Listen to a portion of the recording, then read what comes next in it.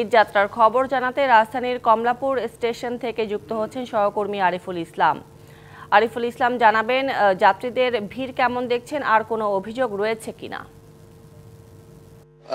বা রেলপথে কোনো ধরনের ভোগান্তি কিন্তু এখন পর্যন্ত জানায়নি কোনো যাত্রী, তবে তারা নির্বিঘ্নে বাড়ি ফিরতে পারছেন। বিশেষ করে আপনি জানেন যে ঈদের যাত্রা শুরু হয়েছে 24 তারিখ থেকে, সেটা আজকে যেহেতু শেষ কর্মদিবস, সেই শেষ কর্মদিবসে প্রত্যেকেই অফিস শেষ করে তারা কিন্তু বাড়ি ফিরছেন। আমি যদি একটু দেখাতে চাই এই কমলাপুর রেল স্টেশনের যে চিত্রটি, সেটা কিন্তু গতকাল বা তার আগের দিনের চেয়ে কিন্তু আজকে যাত্রীর চাপটা অনেকটা বেড়েছে। এমনকি আমরা যতটুকু শুনতে পেরেছি রেলওয়ে কর্তৃপক্ষের কাছে, তারা জানিয়েছেন যে সন্ধ্যার পর এই চাপটা কিন্তু আর একটু বেড়ে যাবে, কারণ প্রত্যেকেই আজকে, আগামীকাল এবং পরশু এই 3 দিনের টিকিটের জন্য কিন্তু একটি চাপ ছিল, টিকিট পাওয়ার ক্ষেত্রে চাপ ছিল, সেটা কিন্তু তারা নিশ্চিত করেছে। তাই মাঠের অলরাউন্ডার আমি, আর ঘরের allrounder Tylox. Tylox toilet cleaner, clean মানেই টাইলক্স বলা যেতে পারে।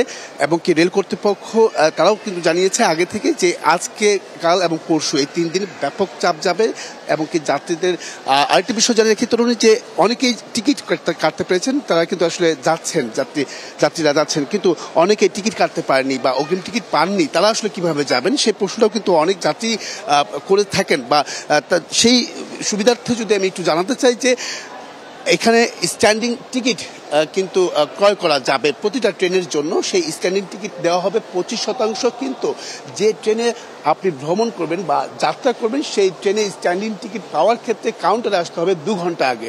তার মানে হচ্ছে যাত্রীদের এই সুবিধাটাও রেখেছে, যেটা টিকিট ক্রয় করতে পারবেন কাউন্টার থেকে 25% সর্বমোট। আর আজকে সারাদিন যাবে হচ্ছে 43 জোড়া ট্রেন। এছাড়াও আরেকটি বিশেষ যে সার্ভিস 5 জোড়া ট্রেন চালু করা হয়েছে ঈদের জন্য, সেটা কিন্তু আজকে থেকে চালু হয়েছে। তো এই ছিল এখান থেকে সবশেষ তরুণ।